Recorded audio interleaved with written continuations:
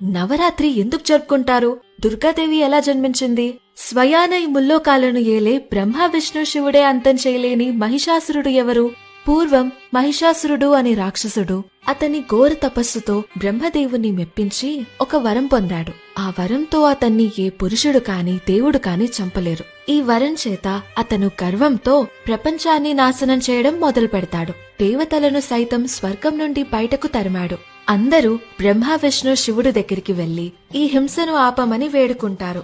ముగ్గురు కలిసి వాళ్ళ శక్తులన్నీ ఏకం చేసి 10 చేతులున్న ఆదిశక్తి దుర్గాదేవిని సృష్టించారు. ఆమెకి ఆయుధాలుగా విష్ణుమూర్తి తన సుదర్శన చక్రాన్ని, మహాదేవుడైన శివుడు తన త్రిశూలాన్ని, బ్రహ్మ తన కమండలాన్ని, ఇంద్రదేవుడు వజ్ర ఆయుధాన్ని, హిమాలయ పర్వతాలు శక్తివంతమైన సింహాన్ని ఇస్తారు. ఇక దుర్గాదేవి 9 రోజుల పాటు మహిషాసురుడితో భీకరమైన యుద్ధం చేసింది. ప్రతిరోజు మహిషాసురుడు తన రూపాన్ని మార్చుకుని దుర్గాదేవిని మోసం చేస్తూ గాయపరిచేవాడు. అప్పుడు దుర్గాదేవి కూడా ప్రతిరోజు తన రూపాన్ని మార్చి యుద్ధం చేస్తూ ఉంటుంది. అలా 10వ రోజున మహిషాసురమర్దిని రూపంలో ఆమె త్రిశూలంతో మహిషాసురుణ్ణి సంహరించింది. అయినా కూడా అమ్మవారి కోపం తగ్గలేదు.